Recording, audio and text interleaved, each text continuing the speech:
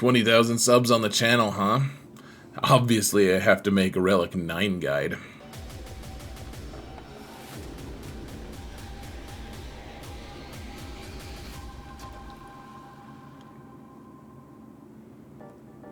Hello everyone, and welcome to another episode of Zareth Prevails. Today, we are going to talk about Relic 9 and some of the characters that are going to be good at that Relic level, some of them that are not good, and whether or not you should spend your time or your headaches on something like that. It's an interesting topic, and in the past, people have not loved talking about Relic 9, but I think it's more approachable now, and it's something that we should enter into the conversation of at least planning, right? So, first off, huge shout out to my patrons. You guys are awesome. Thank you so much for all of your support, guys. If you want to join the patrons, you can do that. There's a link in the video description. My patrons are awesome, and you can be as well. If you want to support this channel for free, all you gotta do is hit that thumbs up button, subscribe, comment. Guys, we got to 20,000 subs. That's exciting. It's really fun. Thank you so much for all of your support. Truly, really appreciate every single one of you for all the things, for all the support. It's been overwhelming and amazing and such a good experience. So thank you guys so much, truly. From the bottom of my heart, 20,000 subs it's just pretty awesome, you know, as an experience at least. So let's go to the game and talk. Whoa, we're in the game. Madness. Whoa, let's talk about some Relic 9s, shall we? That seems like a neat trick. So, first off, Galactic Legends. We're not going to go through the Galactic Legends super hard. I have put these kind of in the order that if I just magically had all of the Galactic Legends at Relic 8 and needed to put them at 9, this is probably the order I would do it in. And I think, so just real briefly, we have the ice cream sandwich man himself. Why wouldn't you want a Relic 9 ice cream sandwich? I'm not sure, but the thing is, he and his entire team are boosted by his Relic 9. I think that's the one that I'm like, if you can do one Relic 9 outside of the requirements, Jedi Master Luke is the one, because he's a tank, and he gets that huge boost in protection when that happens, and the damage that he does, or that his team does, in fighting, like the inherited teachings and all that stuff, all the abilities, the ability that he grants his teammates, all of that damage increases from everyone based off of his max protection. And so, I'm not saying I have a crazy high protection value here. If you can get it up to 170k, that's kind of the goal. I obviously haven't gotten there, but based off of his max protection, that's how much damage you do, and that's why you want it on him.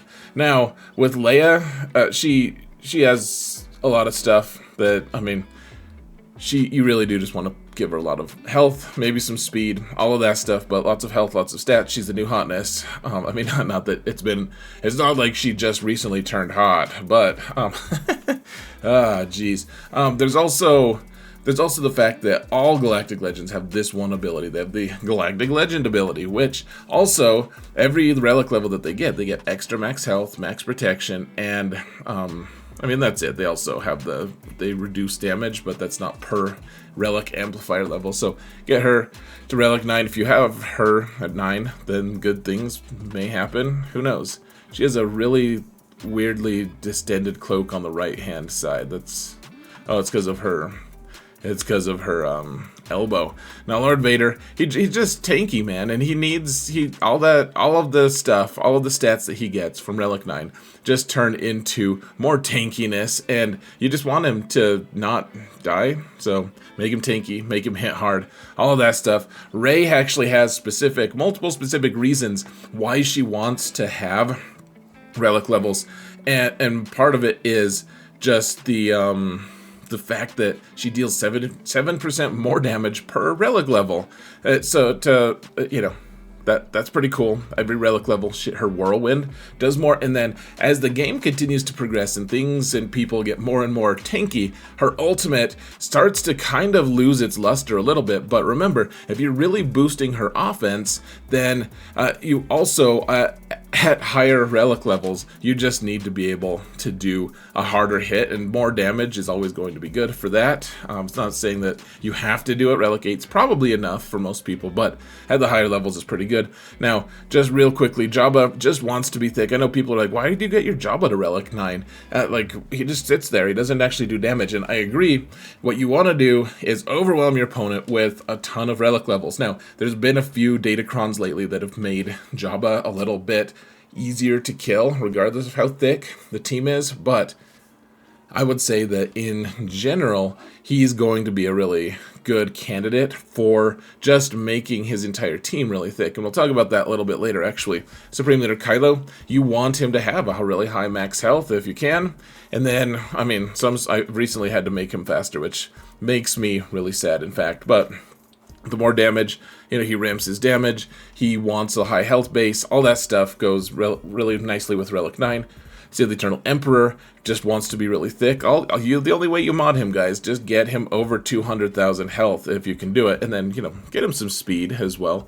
But those are like the two considerations for him. You just want him thick, and Relic 9 helps with the thickness, certainly. Jedi Master Kenobi, he's the only GL I have at 8, and, I mean, 8's probably enough. 9 is nice because he does ramp his damage fairly nicely, but he's a galactic legend. You're going to use him all the time. He's a good candidate for it, but you don't really have to spend a lot of brain power on that. I mean, GLs are a great target for 9, honestly. Even if Jedi Master Luke is in a class of his own, the rest of them really do like Relic 9. So, I would start there, looking at that. There are obviously the requirement characters. You need Revan, Malak, and Radis. Who knows why I went red, blue, red there.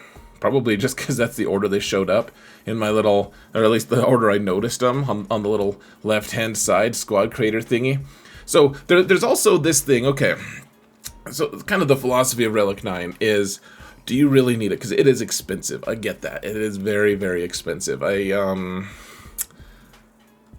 Usually you can just skip Relic 9 and instead get a couple characters to Relic 8 or 7 or something like that and just skip the 9.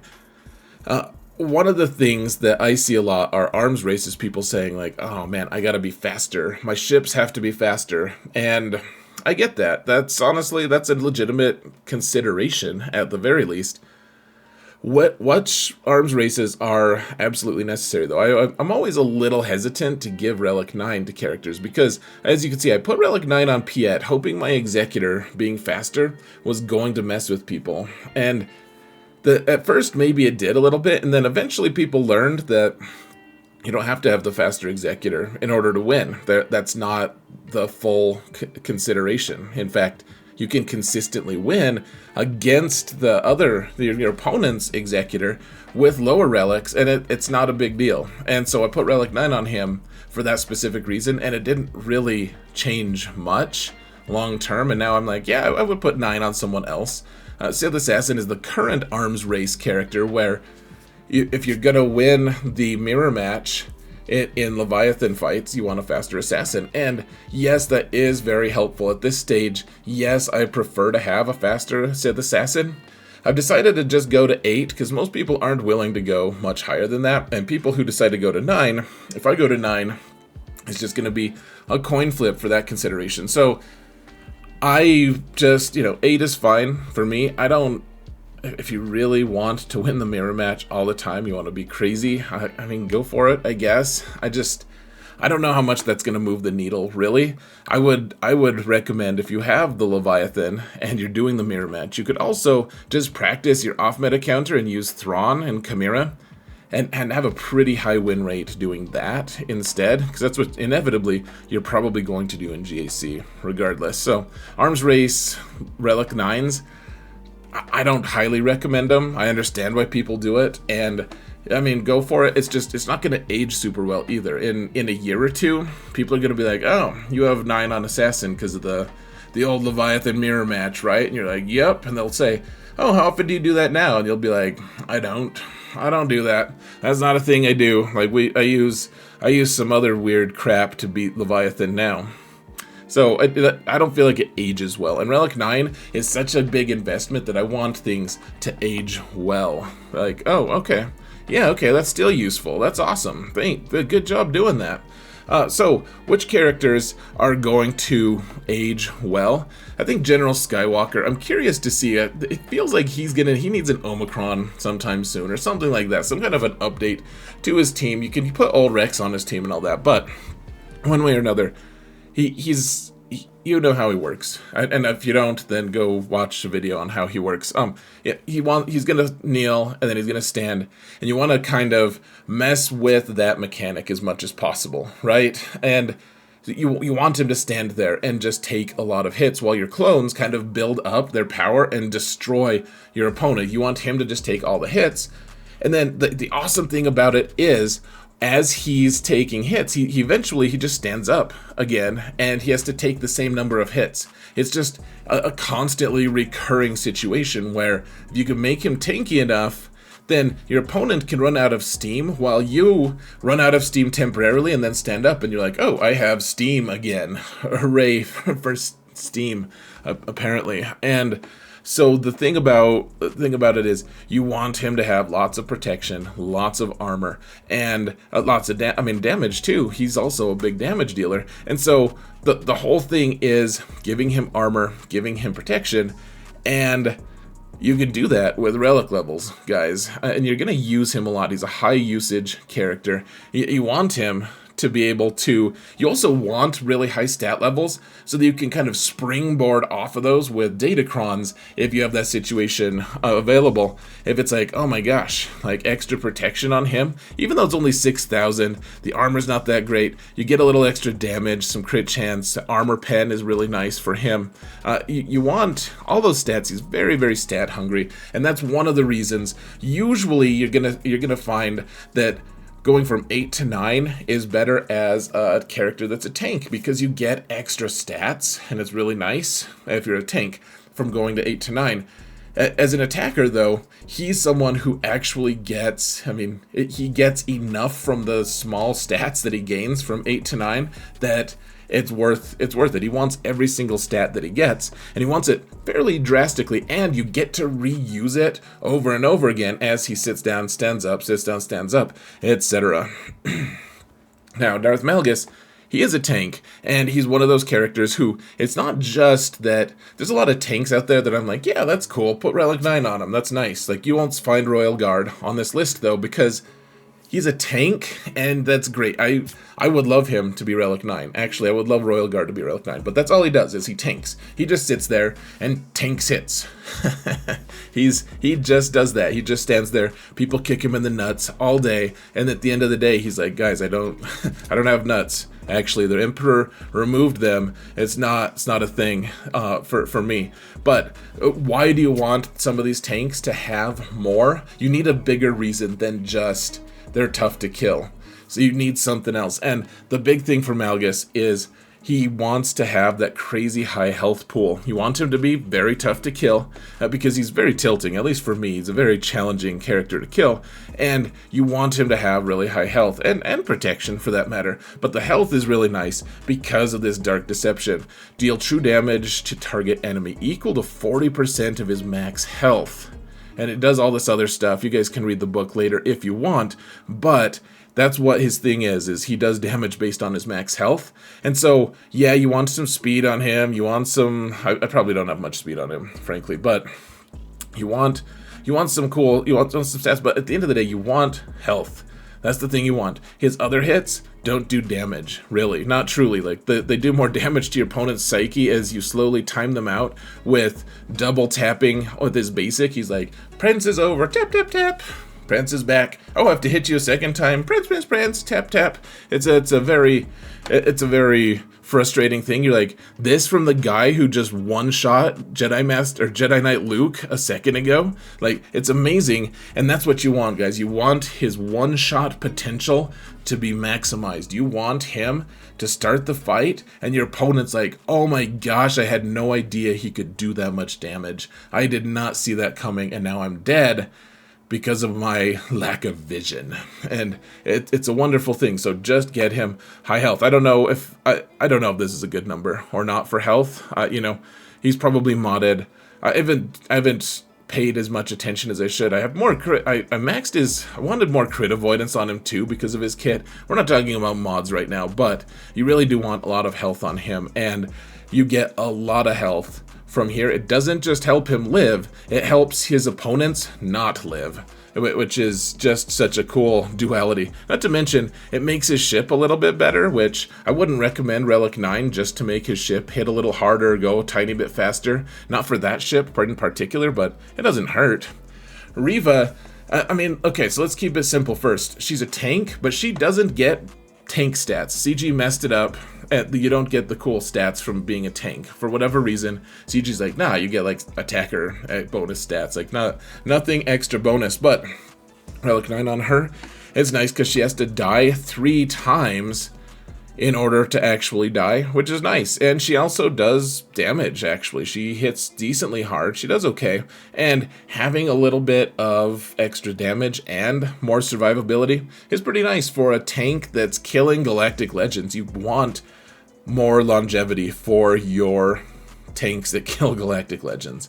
Maul is one that I talk about a lot here. He just gets a lot out of his stats, guys. He does damage based off of his offense numbers, which is maybe obvious, but then he also deals damage based off of his max health, and so you get to double dip when you get a relic level on him because of this anguish thing. You guys can take time to read it, but it's about he does damage based off of his max health in combination to doing damage with his offense numbers, and so getting him lots of health, getting him lots of offense, both really serve him well. Robot Legs Maul doesn't really care about his protection, but his extra health and his damage make even Relic 9 good, and you want him to be doing ridiculous amounts of damage, which means maximizing it at every point. I really think that Maul is a great target for Relic 9. Mace Windu is one of those characters that I'm like, I don't know what to do with you. You want potency on him, you want him to do maybe a little damage. I don't know. I have all these offense mods that are like health based, and so that's what I'm doing. You want a lot of health on him as well. He's a tank, so he is getting those ridiculous numbers, but the thing is, he's also going up against Malgus, who we just talked about, who can just one-shot people, and you don't want Mace to get one shot. And at the end of the day, you want all these different stats: health, offense, potency, all these things. Potency you can't get from relic levels, but everything else you can. Because he's a tank, he gets a lot of his health stuff from it, a little bit of damage, a little bit of armor, all of that stuff. Some crit avoid is actually fairly nice for him as well, so he's taking less damage because he is a tank and he's actually being hit. Some tanks are like, yeah, he just doesn't get hit. Why am I putting more relics on him? He's a non-functional tank. Mace is, though. He does a lot of stuff. He wants to live long enough to destroy your opponent's defense and health stats with his shatter point. So he does a lot of cool stuff. Plus, who knows if Relic 9 is going to be helpful for his capital ship. Eventually, it seems like his capital ship is going to get some kind of reinforcement, and we're all going to be happy about that. Now, Bosk is one that is kind of aging a little bit. I wouldn't necessarily say you should rush to get Relic 9 on him. It used to be a really good thing because his tank, or his ship, really, really strong, and the more relic levels you have on it, obviously really good. Bounty hunters are a little bit less useful lately, just the way new characters have been introduced to the game. Bounty hunters need some kind of an update, honestly. And one of the things that you can do, though, if you want to counter Lord Vader with bounty hunters, something that Relic 9 will let you do is normally you can survive that barrage from Maul if you're taking on Lord Vader. If you can engineer a way for your boss to get his taunt off before Maul gets to do his 5 hits, usually Relic 9 Bosk survives that, and that kind of buys you the time to be able to, you're like, okay, I don't need Bando here anymore. Depending on the situation. It's a fairly niche use, but it is kind of nice. Now, Chrysanthemum, he is tanky, and that's all he does. He revives, and look at how thick he gets, guys. Once you get him to Relic 9, he just turns into a unit. 200,000 protection, and that's before whatever Datacron madness you have or defense you have on him. He is just a very tough guy to kill. I have him at 78%, 79% armor as well, and that's before any Datacron touches him, and then he dies and he comes back. And that's the thing you want with Jabba, like I mentioned before. You want the whole team to have such high relic levels that people who try to use lesser counters just struggle and lose to it. And you want it so that people don't just casually kill your Chrysanthemum. You see those Relic 5 Chrysanthemums, and you just kind of chuckle like, okay. And then on top of all of that, guys, you also have a Datacron that does some stuff. The biggest, not Datacron, Omicron, that gives him plus 40% max protection. That's amazing. Plus 40% max protection on top of 200,000 on top of whatever Datacron is on there. It is just, he's a very tough to kill guy. Yes, I know other things can kill him, but making your opponent overwhelmed, especially in lower relic levels. This is something I did on my lesser account too, my closer to my no low spending account. And a lot of people have given me the feedback of like, yeah, I just couldn't get through how many relic levels you had there. So, something to be thinking about, guys. IG-88, the only reason you do this, and this is one of those arms race things, but this is a decent one. If your opponent doesn't have Relic 8 Plo Koon to be able to counter your Executor team, then Relic 9 on IG-88 makes your ship outspeed your opponent's Negotiator counter, and it totally takes that entire counter off the table. And so this is just a deterrent of like, oh, if you don't have that counter, like you see someone with Relic 7 on Plo, you're like, oh man, that's awesome. Like you're not going to be able to use your Negotiator counter now because it all relies on Plo going first before IG-88. And if IG-88 gets to go first, it's just game over. So Relic 9, I don't know if you want to do that. That's just something to be considering at least, guys. Now, here's a few that these are speculative. I haven't done them yet, but General Grievous, yes, less relevant lately.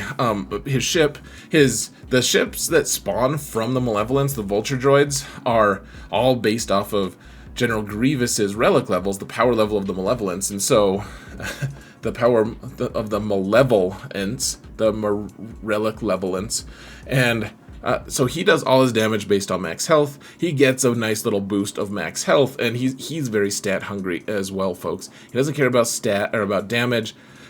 Crit chance maybe a little bit.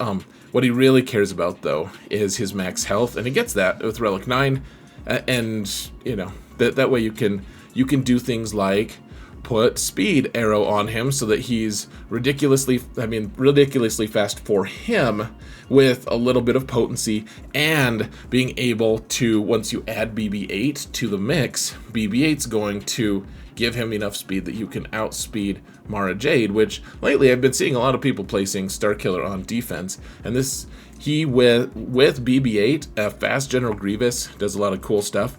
He's kind of losing relevance a little bit too. Would love to get him an Omicron or something like that, some kind of update, but Relic 9 for him, not terrible. It affects multiple things at least. Crew is one of those characters. I feel like this is one that you kind of want to reach for Relic 9 early game if you just like randomly have the materials, because Crew is so tough to kill early game. People don't know how to do it. I don't know how to do it, but the team's available. He's just so tough to kill, and you get so many stats. His ship hits so hard. Another relic level is really nice there. And look at all the stats. Because he's a tank, he gets all that extra protection, all that extra health, and that all leads to him. He regenerates both health and offense. He's a great Relic 9 target, folks. He's like the best tank in the game almost. You probably can't quite claim that, but he's close. He's in the top 5, certainly. Vander Chewie has a few reasons he really wants Relic 9. So he's a tank, actually. He's one of those non-functional tanks. You're like, no, I don't want you to taunt, actually. But I do want him to get stats from it. So he gets protection, and that protection kind of evaporates. But the health really gets boosted because he gets, so you get health. That's great. There's 2 reasons you really want health on him. And it's not just because you want him to live. Yes, you want him to live. The bigger part of it, though, folks, well, first off, you get 40% less max protection. Okay, that's fine. It just disappears. 40% just falls off. But then you also get 80% more max health, which is just really nice. You look at his stats, and you get 80% more of that. That's pretty cool. So lots of health, 80% more of that, plus whatever a Datacron might give you. And then the thing that people miss on him a lot is his special, I call it, I always in my fights, I'm like, oh, let's see if we can do a headshot with him, because he does a crazy amount of damage, and it's based off of his max health. It's not one of those things where it's like, hey, he does damage based on his max health. Oh, it's still underwhelming, that sucks. Vendor Chewie sucks. No, he does a ton of damage with his shot, and he double taps it. It's crazy how much of the time on a dash team he just ends the fight.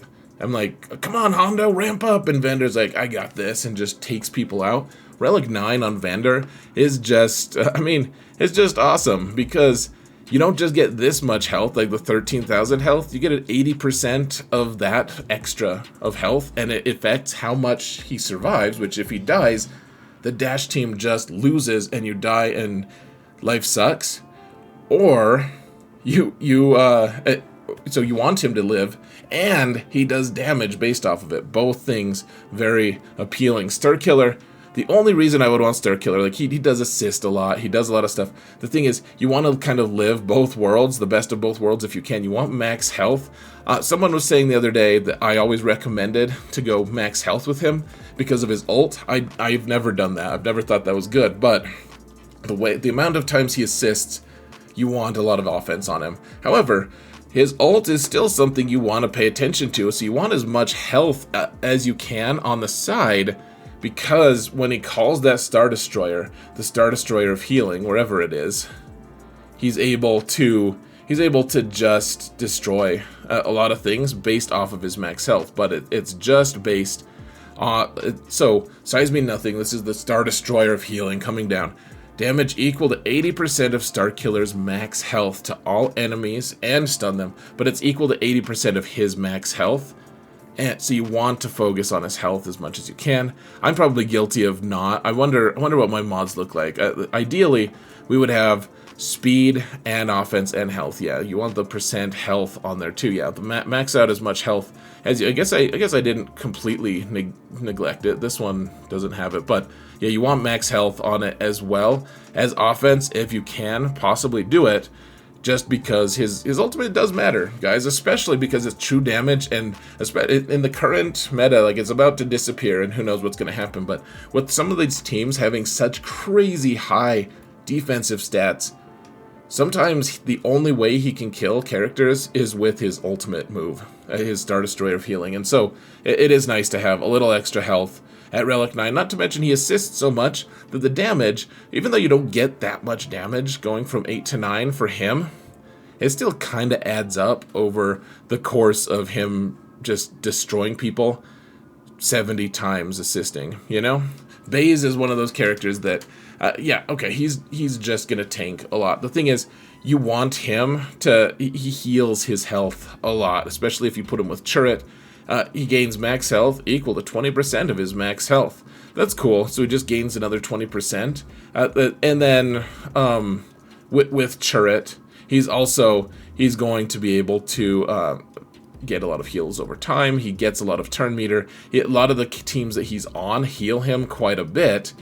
And so just stacking that health and protection and armor on a tank he's already really tanky and good. I've been shocked at how much utility he has now that I have him at decent relics. He does so much good, folks. He is way better than I had thought he was for a long time. For years, I thought he was like, yeah, he's okay. He's a Preton. That's fine. That's cool. He dispels a couple times. I've been amazed at how strong and good Baze is. I know he's not required for anything, but man, he's one of those characters that I almost just pulled the trigger on getting him to Relic 9 right away. Just based off of my experience with him. Even at Relic 7, I'm like, oh man, he's really good. Relic 9, just sign me up, man. I would love it. And that's it, folks. That's all. Which characters do you think belong on this Relic 9 list? I would be interested to hear. I realize we can't cover all the things. Some of the tanks are pretty good. There's a lot of things. Oh, like Ben is really good there. I would love to hear it. Let me know in the comments, folks. Thank you all so much for watching, and remember that in all things, Xaereth prevails.